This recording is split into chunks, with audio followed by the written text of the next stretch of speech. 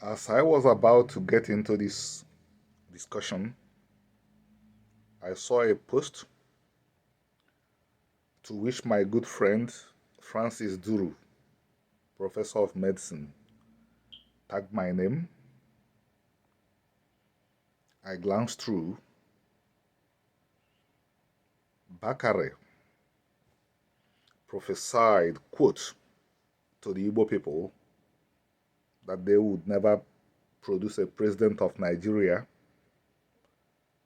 because of a curse placed on them by Sir Abubakar Tafawa Balewa, the first Prime Minister of Nigeria, who was unfortunately killed during the first coup in Nigeria.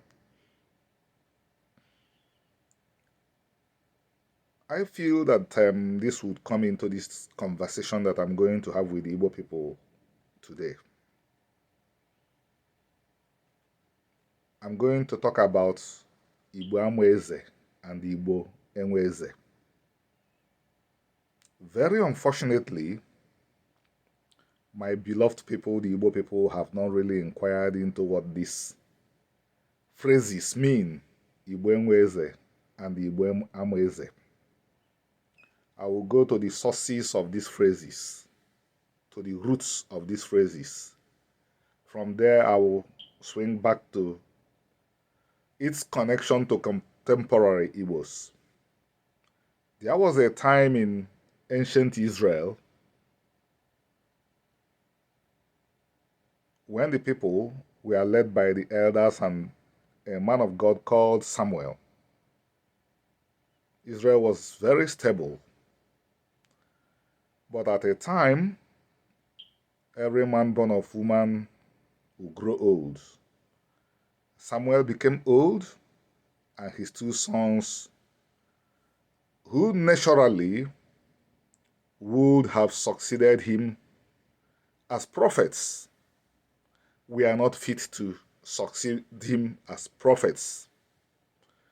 Ndị okenye, the elders of Israel, who were co-rulers, who were co-leaders with Samuel under God anyway. It is very clear to spell it out here. They were representing God among the Israelites. They were not leaders because of their positions, but they were leading Israel on behalf of God. They approached the man of God and said, "You are now old and your children are not like you. Appoint for us a king." That was a fundamental mistake. Ndị okenye, the elders, should have told the man of God, appeal to God to appoint for us a prophet outside your two sons. The error was in asking for a king. And they asked for kings because all around them they saw kings, just as all around the Igbos today there are kings. All around Igbo land today, there are kings. So they asked for a king, and that was where they erred, because Israel already had a king, and the king was none other than Chiukwu, great God, Yahweh, the God of Israel. He comforted his servant Samuel and told him, don't be offended, don't be unhappy. It is not you that Israel rejected, it was me. They don't want me to be their king again. Well, they are my children, I will chastise them. They will learn from experience, appoint a king for them, so that they will learn how kings behave. Saul was appointed. There is always a progression. Saul was a fairly good king. He did not betray the Israelites, but he was human. Give humans all the powers you give kings, they will abuse them. Saul began to lead Israel into fundamental problems by, of course, a lot of the things he did. Killed the Gibeonites who had to retaliate, spared a king he was not supposed to spare, consulted mediums he was not supposed to consult because he had power. We moved on to David. David not only killed a loyal soldier, he took his wife and introduced corruption in high places into Israel. Moved to Solomon, foreign wives, brought idols and non-gods because he had power and he was not close to God. Then move on to Manasseh, fill the streets of Jerusalem with blood. I will swing back to the Igbos.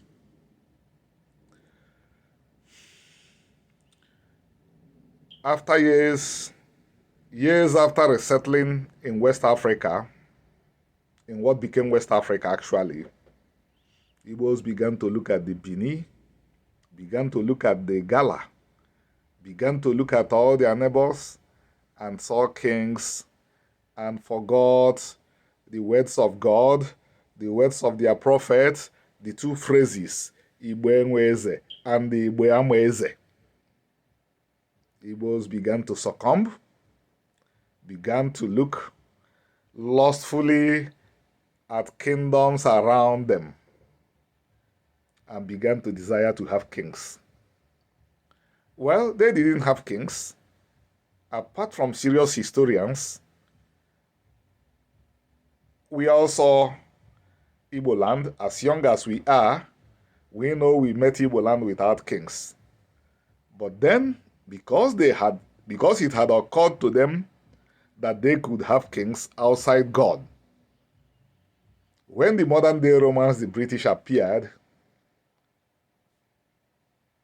because of still our mistakes, and appointed, quote, kings in the form of warrant chiefs, we resisted.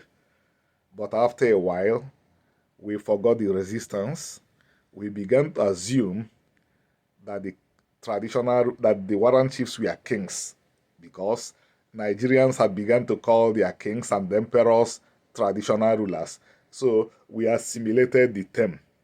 And to give it an Igbo veneer, the word Eze, which stands for any kind of champion or leader, was used to sacralize the forbidden institution, the forbidden tradition of kingship. And the Igbos began to do what? Began to experiment with what ruined the estates that God handed over to them. I will now connect to the tag by my brother Francis. Francis Duru.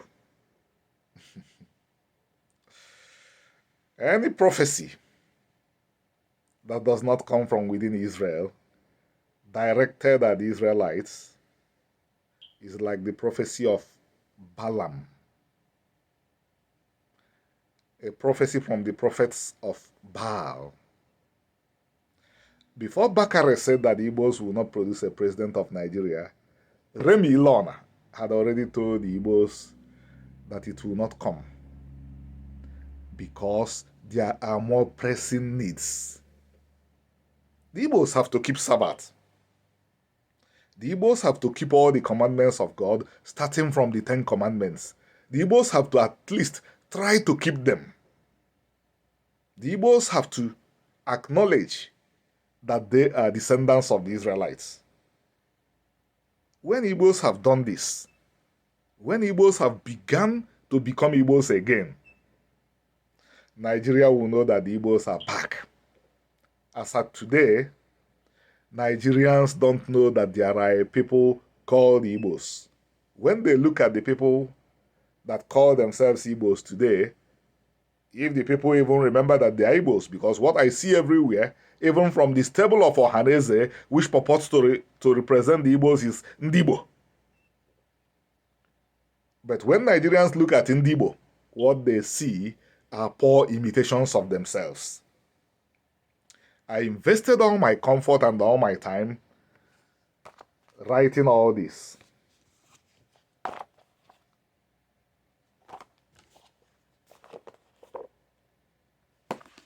And 17 more, because I know that while this generation may not be interested in knowing who they are, my children's generation and their the generation of their children will be interested. And moreover, I want to appear before God whenever I go and say that I did my part. Igbo people, the Hebrews, the only road that is open is the road that leads through Omenana and Torah to the traditions, customs, and culture and religion that God gave to the Israelites at Mount Sinai that he called Omenana. Igbo Amweze, Igbo Enweze was not given to you for fun. It was given to you to study, understand, and live. Have a nice day.